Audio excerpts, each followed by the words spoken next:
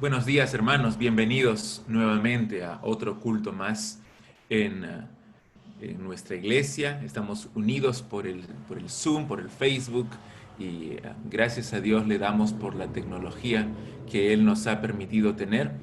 Y gracias también porque cada uno de nosotros está presente para escuchar su palabra, adorarle a Él.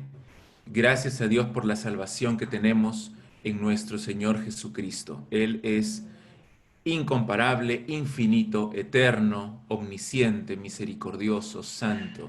Y le adoramos por todo lo que Él es y también por todo lo que Él ha hecho por nosotros. Así que hermanos, les pido por favor que ahora nos inclinemos nuestros rostros, cerremos nuestros ojos en oración para comenzar este tiempo.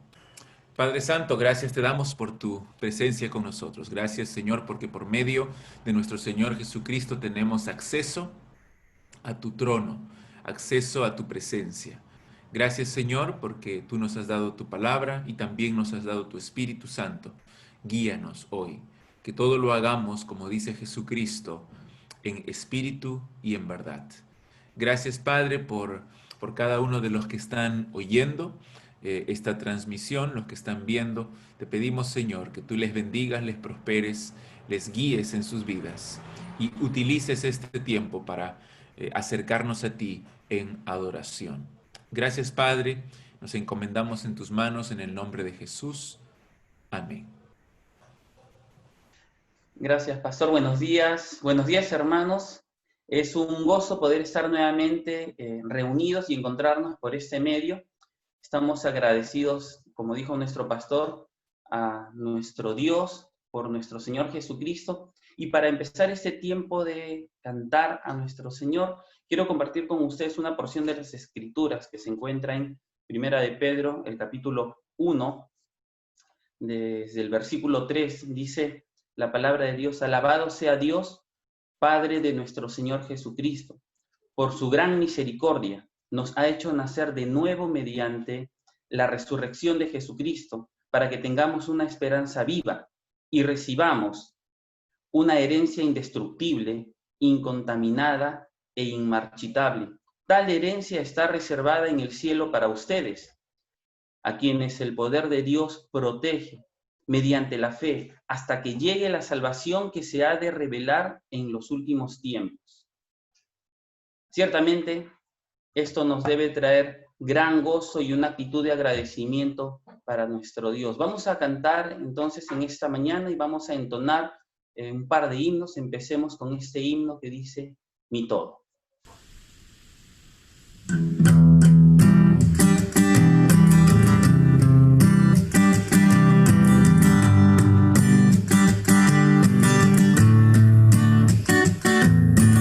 Cristo es mi pasión, Él es mi recompensa.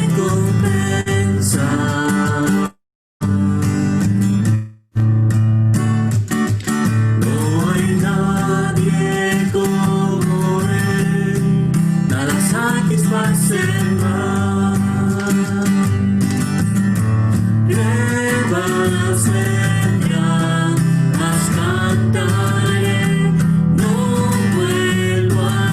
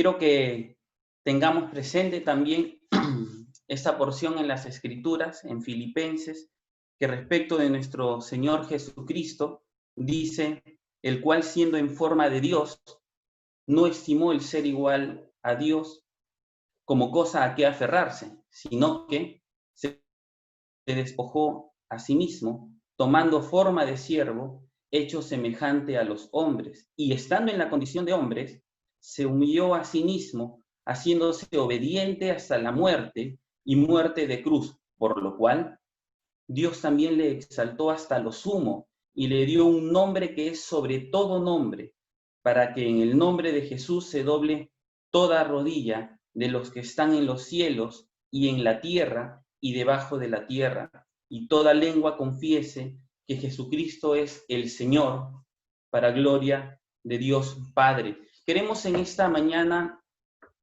compartir con ustedes y aprender con ustedes un himno. Este himno tiene por título Ven, contempla el gran misterio. Vamos a cantar juntos y aprender este himno.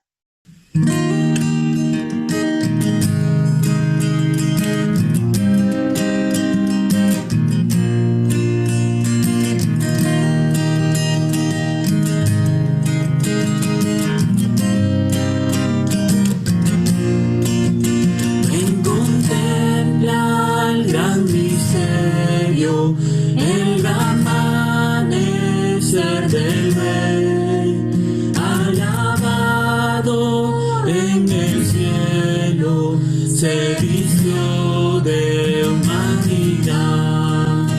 A este mundo en tinieblas, esa luz de vida entró. Mira a Cristo hecho hombre para darnos redención.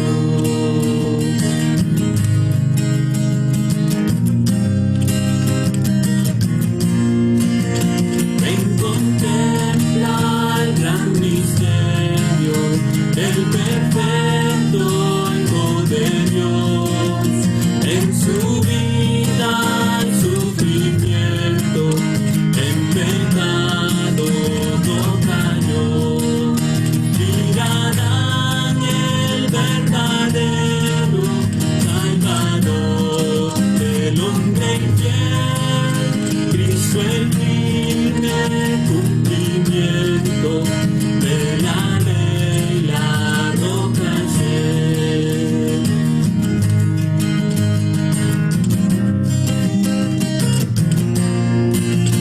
Ven, contempla el gran misterio, Cristo alzado en una cruz, en lugar de pecadores, traspasado fue Jesús.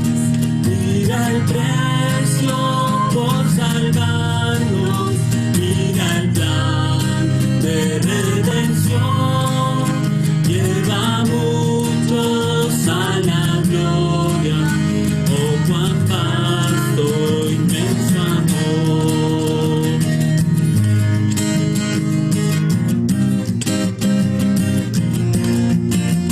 Ven, contempla el gran misterio, Dios de vida que murió, mas la tumba fue vencida, gloria al Padre, vivo está, oh esperanza tan segura, vida eterna nos dará el Señor resucitado cuando venga a reinar. Oh esperanza tan segura, vida eterna nos dará el Señor resucitado cuando venga a reinar. Buenos días, hermanos. Gracias, hermano Daniel, por las alabanzas a nuestro Señor. Vamos a tener un tiempo de oración, por favor. Vamos a orar. Amado Dios, te damos infinitas gracias, Padre, porque podemos siempre estar en contacto contigo, porque tú nos escuchas, Señor. Te suplico en esta mañana por nuestro país, Padre, por la situación que estamos atravesando en lo espiritual, en el tema de salud y también en la parte económica. Suplicamos que tú des sabiduría, Dios, a todas las autoridades, Padre Santo, para que hagan lo mejor por nuestro país, Padre Santo. Te pido también que por favor obres por medio de tus hijos, para que cada una de las autoridades que tenemos, Señor, te conozcan, Padre Santo. Obra de esa manera, Dios. Suplicamos también, Señor, por el crecimiento espiritual de tu iglesia. Pedimos por cada miembro, cada asistente de Capilla de la Roca, Dios, que tú obres en la vida de cada uno de nosotros, Padre, para que podamos crecer más en tu palabra, en el conocimiento de tus verdades, de tus instrucciones, Señor, para nuestra vida, Padre Santo. Queremos alabarte, queremos glorificarte, Dios. Gracias porque podemos siempre dirigirnos a ti. Te lo agradecemos en el nombre de tu Hijo Jesús. Amén.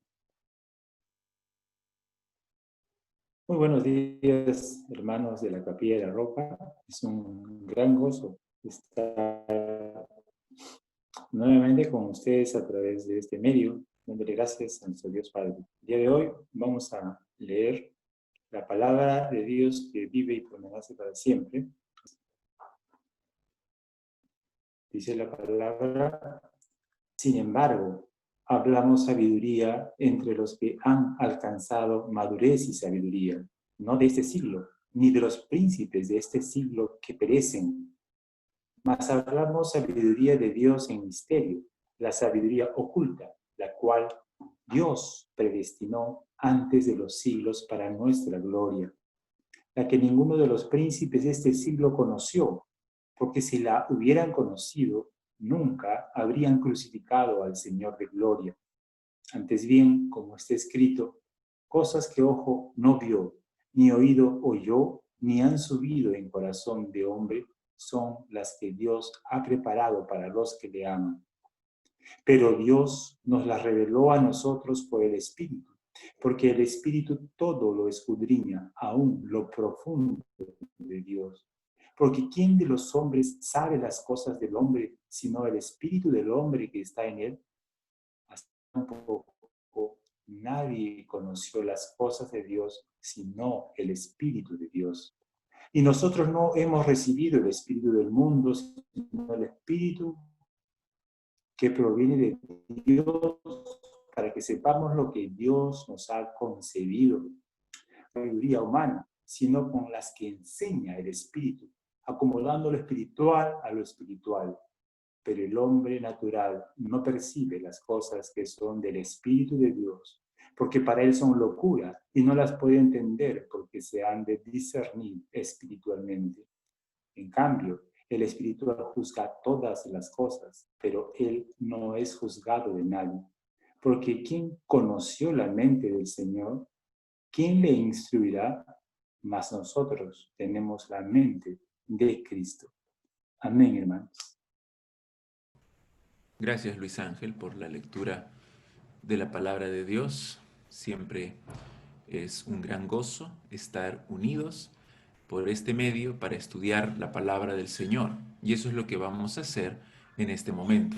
Así que les pido primero, hermanos, que inclinemos nuestros rostros porque necesitamos la guía del Espíritu Santo para entender y aplicar su palabra. Oremos. Padre nuestro, gracias te damos, Señor, nuevamente por tu presencia y también por tu palabra, porque es tu voz la que nos habla hoy, nos redarguye, nos confronta, nos transforma. Pedimos, Padre, que en este pasaje de Romanos capítulo 8, que el Espíritu Santo que lo inspiró sea nuestro Maestro. Gracias, Señor, porque a todos los que somos tus hijos no nos has dejado huérfanos, sino que nos has dado el Espíritu Santo para que nos guíe, para que nos enseñe, para que nos conforte, para que nos anime, nos capacite para obedecer. Así que pedimos, Señor, que Él nos guíe. Te pedimos estas cosas en el nombre de tu Hijo Jesucristo. Amén. Bien, estamos en el capítulo 8 de Romanos. En su libro El Evangelio según Jesucristo, que tengo aquí en mi biblioteca, el pastor John MacArthur cuenta la vez que visitó una iglesia para predicar y el pastor de esa iglesia le llevó en su auto para pasear por la ciudad. Y cuando pasaron frente a una gran tienda de licores, este pastor le dijo que había una cadena de esas tiendas en toda la ciudad y que pertenecía a uno de los miembros de su iglesia. Y luego añadió que era un hombre bastante fiel, bastante bueno, que asistía todos los domingos a la clase de escuela dominical. Entonces, un poco sorprendido, el pastor MacArthur le preguntó cómo era la vida de este hombre. A lo que su colega respondió diciendo, bueno, abandonó a su esposa y está viviendo con una chica más joven y es dueño de esta cadena de licores, pero es un buen hermano. Y después de un silencio un poco incómodo, el pastor añadió diciendo, ¿sabes? A veces me es difícil comprender cómo un cristiano puede vivir así. La conclusión del pastor MacArthur fue, lo que a mí me es difícil entender es cómo alguien que enseña la Biblia puede dar por sentado que un hombre que vive en rebeldía contra Dios puede ser un cristiano por el simple hecho de que lo diga. Es que la persona que ha nacido de nuevo tiene el Espíritu Santo y ha sido transformada por él. Es una nueva criatura. Jesús dijo que el árbol malo no puede producir buen fruto. Y lo que eso significa es que el incrédulo no puede producir fe, no puede producir gozo, ni amor, ni obediencia genuina a Dios. Es imposible para él. No puede, porque aún está esclavo en la esfera de la carne. Una de las doctrinas más peligrosas y más perniciosas que se ha infiltrado en la iglesia es la doctrina del cristiano carnal. No es bíblica, porque separa la fe de la obediencia. Esta doctrina dice que puede haber un cristiano que ha creído en Cristo como su Salvador y por lo tanto tiene asegurado el cielo, pero no lo ha aceptado todavía como Señor. Y como Jesús es su Salvador, pero no es su Señor, por eso sigue viviendo en un patrón de pecado continuo como si fuese un incrédulo. Solo que no es un incrédulo, porque según él, hubo un día en su vida en que tomó una decisión, en que hizo una oración de salvación por Cristo. Hermanos, ¿cómo podemos considerar como hijo de Dios a una persona que nunca se ha arrepentido genuinamente de sus pecados, que nunca ha mostrado evidencia de una vida nueva en Cristo Jesús? En nuestro estudio de Romanos ya estamos en el capítulo 8 y dije el domingo pasado que este es el gran capítulo de la seguridad del creyente en Cristo. Si nosotros estamos unidos a Cristo, hemos pasado de muerte a vida. Ya no hay condenación, no hay muerte eterna, no hay infierno para todos los que han confiado en Él. Y también dijimos que la agente de esa obra maravillosa es el Espíritu Santo. Él nos regenera, Él nos dio vida. Él nos ha trasladado del reino de la muerte y del pecado al reino de la vida y de la gracia de Dios. Así lo dice Pablo en Romanos capítulo 8 que vimos la semana pasada, versículo 2. Porque la ley del Espíritu de vida en Cristo Jesús me ha librado de la ley del pecado y de la muerte.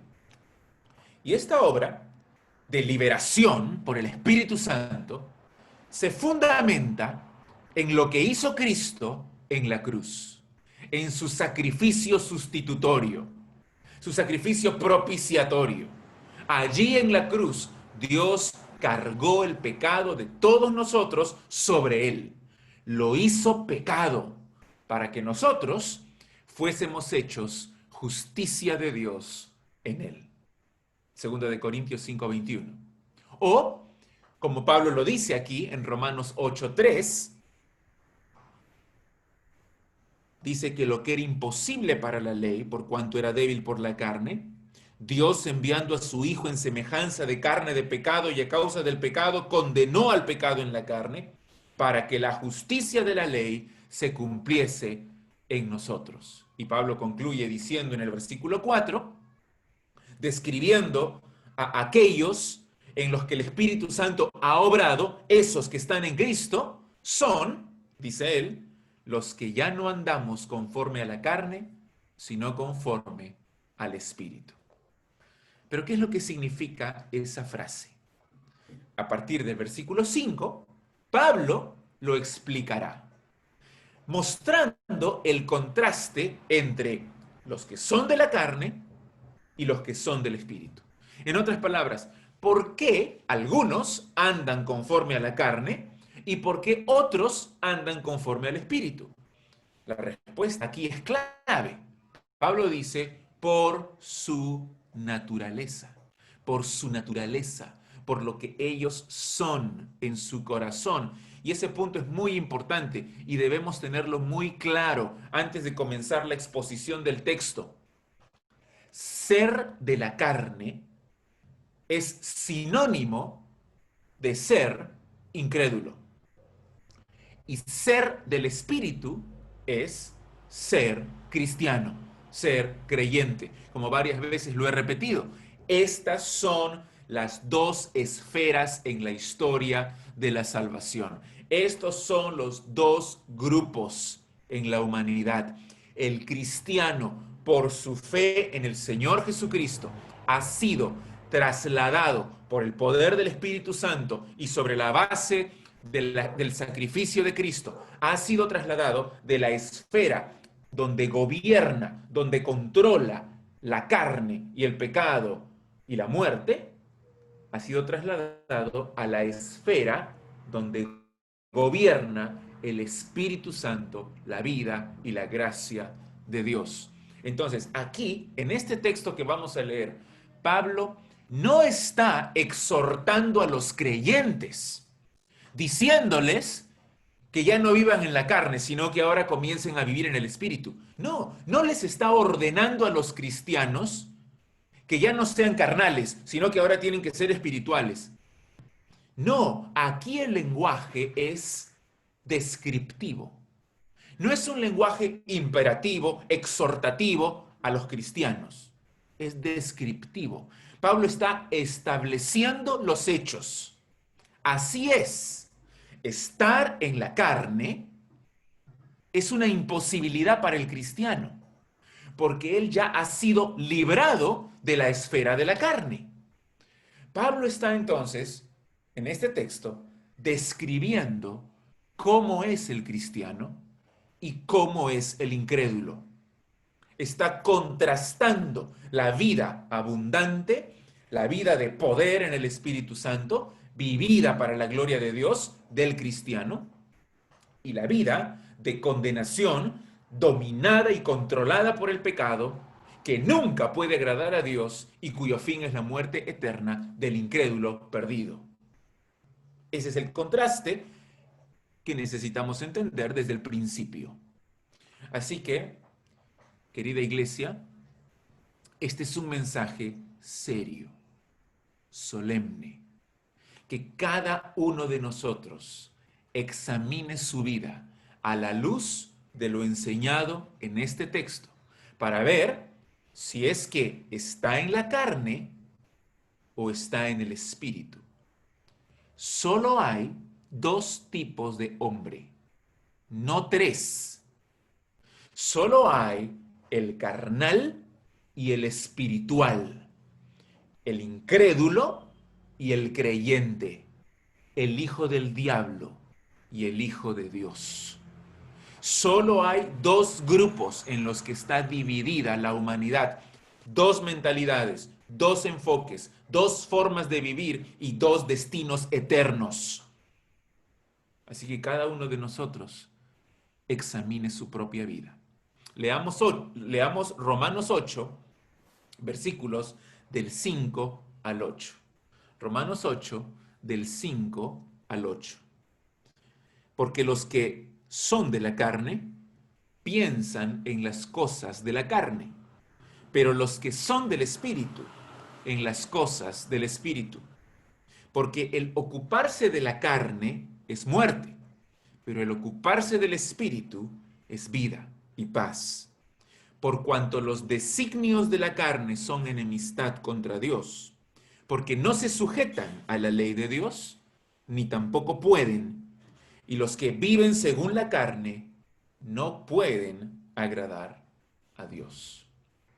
Lo primero que quiero que veamos es el contraste entre las dos esferas que están en conflicto, la esfera de la carne y la esfera del espíritu. Eso está en los versículos 5 y 6, el contraste, el conflicto.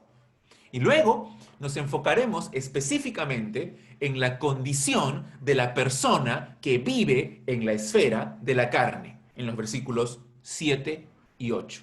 El próximo domingo veremos aquellos que viven en la esfera del Espíritu Santo. Entonces, en primer lugar, las dos esferas en conflicto, la carne y el espíritu. Vemos aquí varios contrastes. En primer lugar, vemos un contraste en la naturaleza de estos dos tipos de personas. Al final del versículo 4, ya lo dije, Pablo nos indica que la evidencia que el creyente ha nacido de nuevo, la evidencia que él ha sido regenerado, que él ha sido transformado, la evidencia es que anda en el Espíritu, no en la carne. Mira la última frase del versículo 4, que no andamos conforme a la carne, sino conforme al Espíritu. Ahora, esta nueva obediencia, este nuevo amor, estos nuevos afectos que tiene el creyente, se explican, mira la palabra ¿por qué? Al inicio del versículo 5, ¿por qué? Porque ahora él vive en la esfera del Espíritu. Anda en el Espíritu, como dice el final del versículo 4, porque es del Espíritu. Aquí en el versículo 5, Pablo usa dos frases que son cruciales para entender su argumento. Por un lado están los que son de la carne, porque los que son de la carne piensan en las cosas de la carne, pero los que son del Espíritu en las cosas del Espíritu. Este lenguaje, cuando Pablo dice los que son de la carne y los que son del Espíritu, denota la esencia del ser, denota la naturaleza. Observa bien aquí que el énfasis no está puesto en la conducta, sino en su naturaleza esencial, en aquello que son. En pocas palabras, los que son de la carne son los que pertenecen a la esfera de la carne. Así son de corazón, son incrédulos. Y los que son del Espíritu son los que pertenecen a la esfera del Espíritu. Son creyentes. Entonces, todo lo que Pablo va a decir después acerca de la mente, la forma de pensar, el enfoque, la conducta, el destino eterno, todo eso se deriva de la naturaleza del corazón. No hay dos opciones para el cristiano. No hay delante del Hijo de Dios dos caminos: el camino del cristiano carnal y el camino del cristiano espiritual. El camino del no comprometido y el camino del consagrado. El camino del cristiano ordinario y el camino del cristiano extraordinario. No hay dos caminos para el creyente. Jesús dijo claramente en Marcos 8, búscalo por favor, Marcos 8, en el versículo 34. Mire estas palabras tan confrontadoras de nuestro Señor Jesús. Se lo dijo a sus discípulos, Marcos 8, 34, llamando a la gente y a sus discípulos, les dijo: si alguno quiere venir en pos de mí, niéguese a sí mismo y tome su cruz y sígame. Porque todo el que quiere salvar su vida, la perderá. Y todo el que pierda su vida por causa de mí y del Evangelio, la salvará. Porque ¿qué aprovechará al hombre si ganare todo el mundo y perdiere su alma? ¿O qué recompensa dará el hombre por su alma?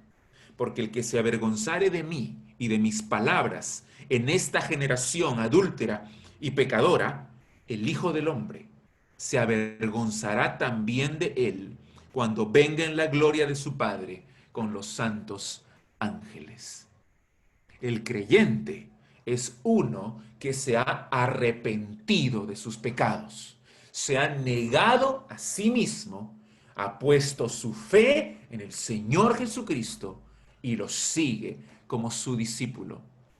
Ha nacido de nuevo, ha sido transformado por el poder del Espíritu Santo y ahora tiene una nueva naturaleza, tiene un nuevo corazón, tiene una nueva vida. Estos son los que son del Espíritu.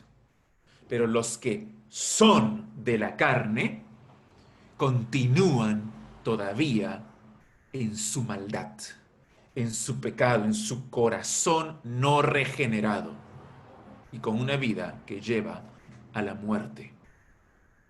Pero no solamente vemos acá el contraste entre las naturalezas, sino también hay un contraste entre dos mentalidades.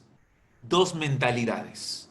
En el versículo 5 tenemos una palabra muy interesante, es la palabra froneo en el griego, que significa mentalidad, significa actitud. Es la misma palabra que se usa en Filipenses capítulo 2, cuando Pablo ordena a los filipenses que haya en vosotros este mismo sentir que hubo también en Cristo Jesús, el cual, siendo en forma de Dios, no estimó ser igual a Dios como algo a que aferrarse, sino que se despojó a sí mismo y se humilló hasta la muerte. Esa actitud de humildad, de sacrificio, dice Pablo, que hay en ustedes este mismo sentir. Esa palabra sentir, froneo. Esta misma mente, esta misma actitud. Y no solamente se refiere entonces a los procesos mentales de nuestro cerebro, sino que se refiere con esta palabra a la dirección de nuestros pensamientos, de nuestras decisiones, de nuestras intenciones, incluso de nuestros propios afectos. En el caso de los no creyentes, esa mentalidad, ese enfoque, esa actitud, esa dirección de su vida es carnal. Observa, versículo 5, porque los que son de la carne tienen una naturaleza, una esencia carnal. Ellos piensan, tienen esta mentalidad, piensan en las cosas de la carne, en aquellas cosas que caracterizan a la práctica, a la filosofía de este mundo caído.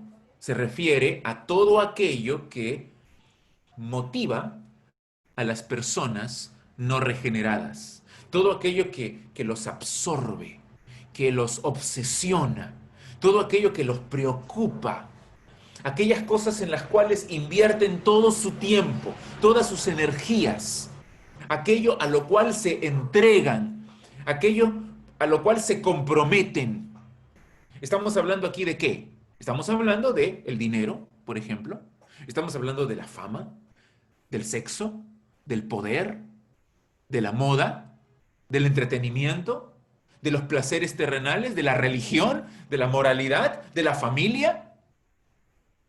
Todo eso llena la mente del inconverso y lo controla. Ese es su enfoque, ese es su fin. Este es el hombre del cual habla Juan en Primera de Juan, capítulo 2, versículo 15, cuando él dice que si alguno ama al mundo, el amor del Padre no está en él. Es este que ama el mundo. Y luego Juan, en ese mismo texto, pasa a mencionar cuáles son esas cosas que él ama, esas cosas que están en el mundo. Los deseos de la carne, los deseos de los ojos y la vanagloria de la vida, que no provienen del Padre, sino que son del mundo. Y él los ama, porque su mente es mundana, su corazón es carnal. En cambio, aquel que es del Espíritu, dice también el versículo 5, los que son del Espíritu piensan en las cosas del Espíritu. Es decir, en cómo agradarlo, en cómo glorificarlo. Es una persona que toma en serio la palabra de Dios, la escudriña, quiere conformarse a ella, se esfuerza en perseverar en su fe, en mantener la comunión con su Señor por medio de la oración, a pesar del sufrimiento, a pesar de las tentaciones del mundo, tiene gozo, tiene esperanza. El fin de su vida es glorificar a Dios y deleitarse en Él para siempre. Ahora, no me malentiendas. Esto no significa que aquel que se enfoca en lo espiritual, no significa que es un hombre que está con la cabeza en las nubes y con los pies flotando en el aire, totalmente desconectado del mundo, día y noche, las 24 horas orando y leyendo su Biblia. No, no significa que este hombre no trabaja, o que no estudia, o que no paga las cuentas, o que no limpia la casa, o que no lee libros, o que no escucha música. No, lo que significa es que el enfoque, la dirección de su vida entera, es la gloria de Dios. En cada área de su diario vivir, en cada acto, todo lo que hace, todo lo que decide, lo que piensa, está bajo la autoridad de la palabra de Dios. Y lo hace para engrandecer su nombre, el nombre de Dios. Entonces, trabaja, estudia, paga las cuentas, cocina, todo para la gloria de Dios. Colosenses 3:2 dice, poned la mira en las cosas de arriba, no en las de la tierra. Y luego, en los siguientes versículos, habla acerca de cómo deben ser nuestras relaciones personales, sin ira, sin rencor, sin mentira, con bondad, con misericordia, con perdón. Habla de la vida matrimonial, de la crianza de los hijos, de la actitud en el trabajo, de ser agradecidos. Pero comienza diciendo, pongan la mira, piensen, enfóquense en las cosas del Espíritu. Que todo lo que hagas en este mundo, no te desconectes, no te aísles, pero todo lo que hagas en este mundo, hazlo para la gloria de Dios.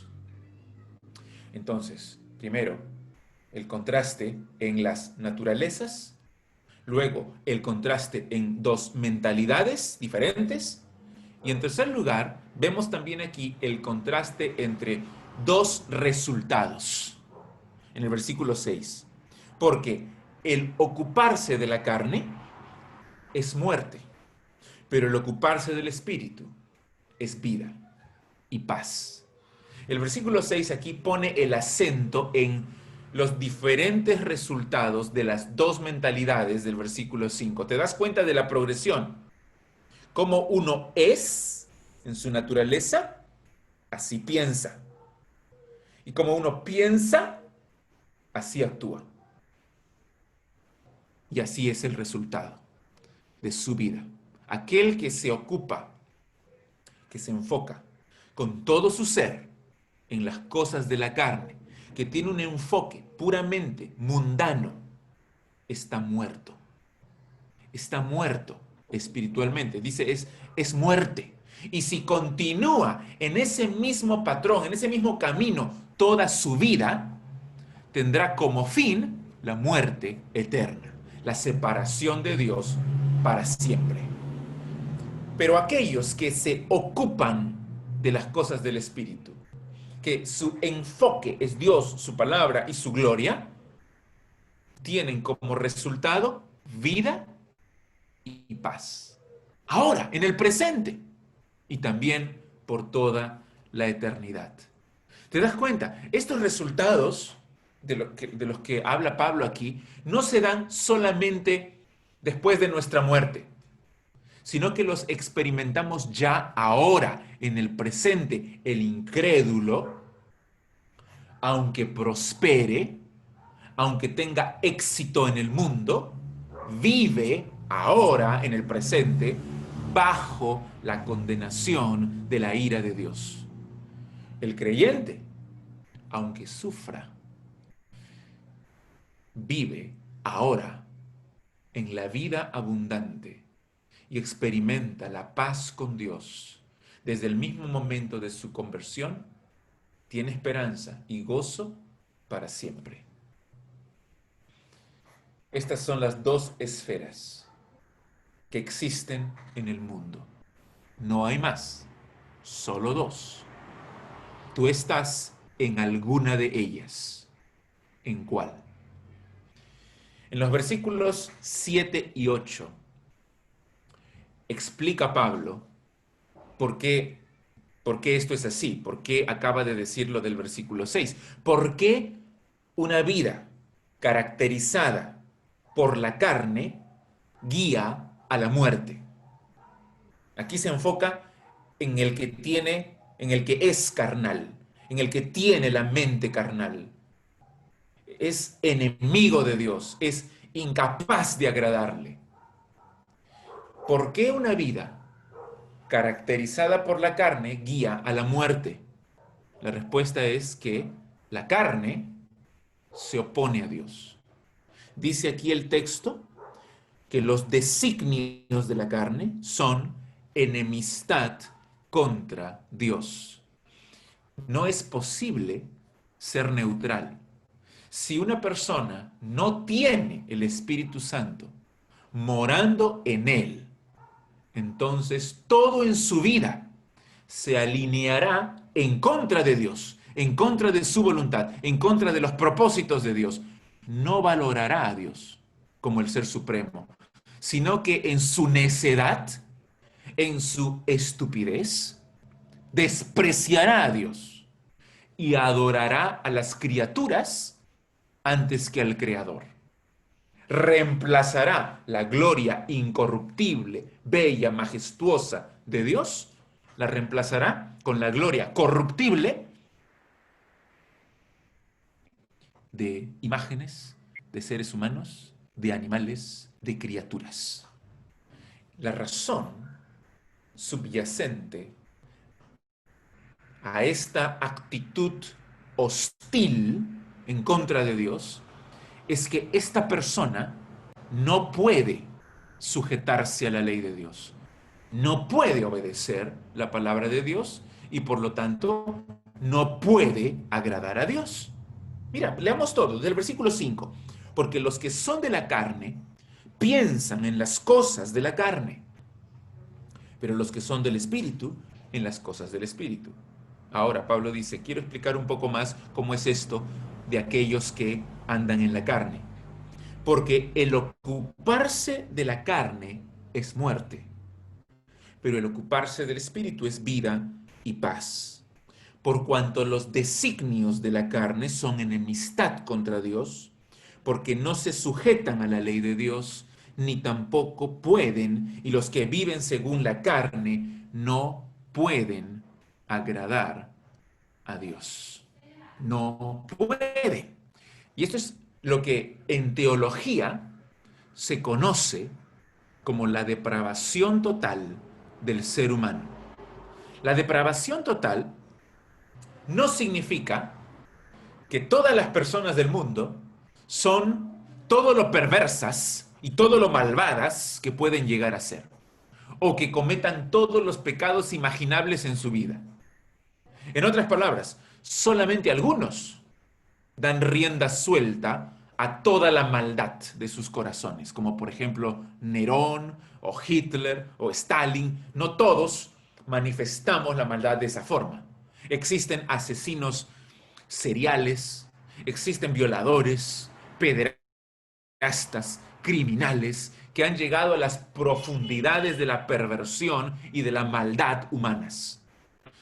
Pero la gran mayoría de personas no manifiesta visiblemente esa maldad. Al contrario, conocemos a muchas personas incrédulas, no son cristianos, pero que son morales, que hacen obras de caridad, que son respetuosos de los demás, que son buena gente.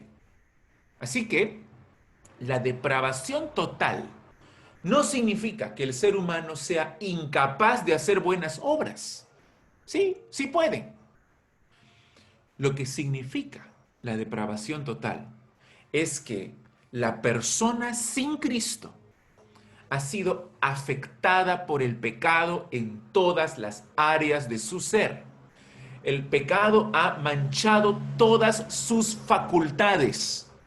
No puede pensar bien porque tiene el entendimiento entenebrecido. No puede actuar bien. No puede sentir bien.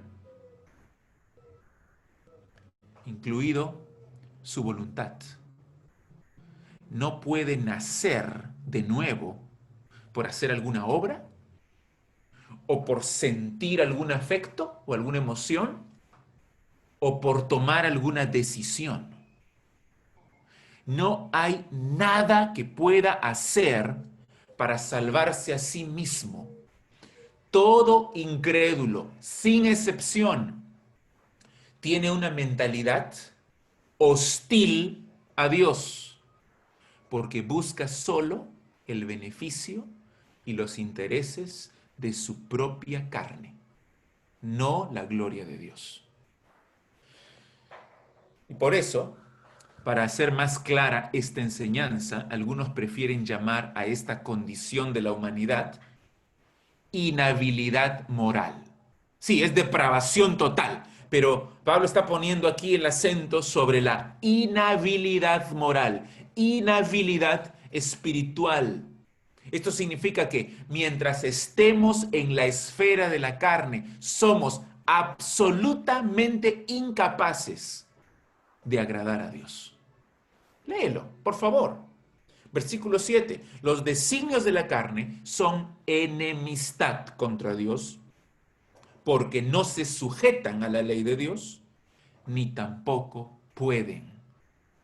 Y los que viven según la carne no pueden agradar a Dios. Por eso, por más que el fariseo Pablo, el fariseo Saulo, se esforzaba y se esforzaba, jamás hubiera podido cumplir con todo lo que la ley de Dios requería.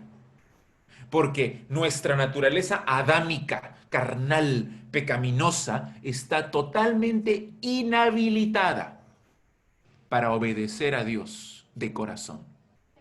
Incapaz para agradar a Dios. Y no importa todo lo que te esfuerces.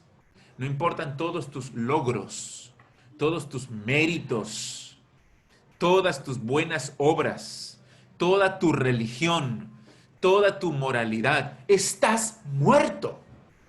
Eres como Caín, que ofreció una ofrenda para Dios. Construyó su altar y ofreció la ofrenda a Dios, pero no fue aceptada por Dios, porque dice en Primera de Juan que era hijo de Satanás. Por lo tanto, si estamos en esta condición de muerte espiritual, sin Cristo, esclavizados en la esfera de la carne, necesitamos desesperadamente que Dios obre, que Él nos salve, que Él nos dé vida por su Espíritu, que Él nos capacite para que podamos obedecerle y glorificarle, porque mientras estemos en la carne, ¿qué dice? No se puede agradar a Dios. Entonces, hermanos y amigos, para concluir, los que son de la carne tienen una mentalidad y un enfoque en las cosas de la carne. Viven en la carne y tienen como fin la muerte eterna. En cambio, los que son del Espíritu tienen una mente y un enfoque en las cosas del Espíritu, andan en el Espíritu y tienen como fin la vida eterna. ¿En dónde estás tú? Evalúa el patrón habitual de tu vida. ¿En qué piensas? ¿Qué es lo que te controla? ¿Qué es lo que llena tu mente? ¿Qué es lo que te apasiona? ¿En qué has puesto tus afectos y tus fuerzas? ¿Cuál es el enfoque, la dirección de tu vida? Tus metas, tus ambiciones, ¿qué es lo que quieres lograr? No te engañes pensando que eres uno de esos cristianos carnales, que no le interesan las cosas de Dios, que la Biblia le parece aburrida, que no quiere orar, que le parece una carga ir a la iglesia, que más bien le encantan las bromas de doble sentido, le gusta ver programas cuestionables en la televisión, llenos de sexo y de sensualidad, se deleita en las cosas del mundo y tiene un carácter iracundo, rencoroso, envidioso, no perdonador, pero que dice, sí, yo estoy seguro de que voy al cielo porque hice una oración hace tiempo, tomé una decisión. Estás perdido. Hasta que Cristo no te salve, estás muerto. Estás en oscuridad espiritual. No te engañes. Arrepiéntete de tus pecados genuinamente y confía en Cristo Jesús como el Señor y Salvador de tu vida. No me vengas con que ya lo acepté como Salvador y todavía me falta comprometerme, consagrarme a Él, aceptarlo como Señor, que se espere un momentito, quiero divertirme un poco más. Si tú estás pensando así, no eres salvo. No estás camino a la vida eterna. Aún estás muerto en delitos y pecados. Arrepiéntete. Da la vuelta. Dale la espalda a esa mentalidad carnal, a esa vida mundana, a ese enfoque en ti que desprecia a Dios y las cosas de Dios. Y más bien humíllate. Confía en el Señor Jesús. Él murió por ti. Él resucitó para darte vida eterna. Él es el Señor, el dueño, el amo. Y para ser salvo, lo que necesitas es negarte a ti mismo, tomar tu cruz y seguirle, convertirte en su discípulo. Vamos a orar para terminar. Padre nuestro, gracias te damos por tu palabra. Gracias por Pablo, porque tú lo inspiraste por medio de tu Espíritu Santo para escribir estos textos que hasta nuestros días nos confrontan, hacen que nos autoexaminemos, que nos evaluemos. Señor, te pido que los que están escuchando puedan conformar sus vidas al patrón de las Escrituras. Señor, que todos podamos entender que solo hay dos tipos de personas, dos esferas en las cuales vivir, la de la carne y la del Espíritu. Y te ruego, Padre, que tú produzcas salvación, que tú obres y salves y des vida a todos aquellos que aún continúan muertos en delitos y pecados. Concédeles el arrepentimiento y la fe para que crean en ti, para que de una vez se humillen delante de ti, que de una vez crean en Cristo, que lo reconozcan como su Señor y que todo lo hagan a partir de este momento para su gloria, para su honra. Señor, obra, usa tu palabra, produce fruto de salvación. Gracias, Señor. Te lo pedimos en el nombre de Jesús. Amén. Gracias, Pastor Daniel, por el mensaje. Y ahora, hermanos, por favor, vamos a orar por las ofrendas. Les invito a inclinar sus rostros. Amado Señor, gracias, Padre mío, gracias porque tú siempre velas por tu iglesia. Gracias que tu infinito amor se manifiesta siempre, Señor, a través de tus hijos. Suplicamos, Dios, que obres, por favor, en cada uno de nosotros, para que, conforme a tus bendiciones, Dios, ofrendemos y demos para tu gloria y para tu honra. Gracias, Dios, que podemos siempre dirigirnos a ti. Te lo pedimos, Dios, en el nombre santo y bendito de tu Hijo Jesús. Amén. Gracias, Juan. Y gracias, hermanos, por su atención a este tiempo. Gracias por su participación en el culto de adoración. Hace algunos días terminó la cuarentena. Aún así, como anunciamos con anticipación, hemos decidido no reunirnos en julio. Todavía no hay tampoco un permiso del gobierno. Así que les pido, por favor, que continuemos orando al respecto. Nos extrañamos, anhelamos vernos, estar juntos nuevamente.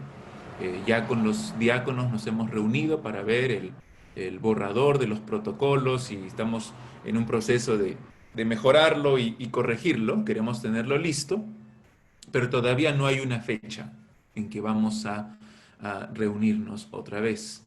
Así que estemos orando al Señor por su voluntad perfecta. Sabemos que todas las cosas ayudan a bien para aquellos que le aman de corazón.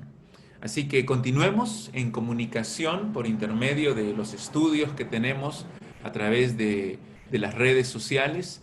También, por favor, toma tu celular, llama a tus hermanos, pregúntales cómo están. Hicimos un reto la semana pasada, a ver, llama 5 personas otra vez esta semana, conéctate con ellos, conversa con ellos, pregúntales cómo están y mantengamos viva la llama del amor cristiano, la unidad del Espíritu Santo en nuestra iglesia.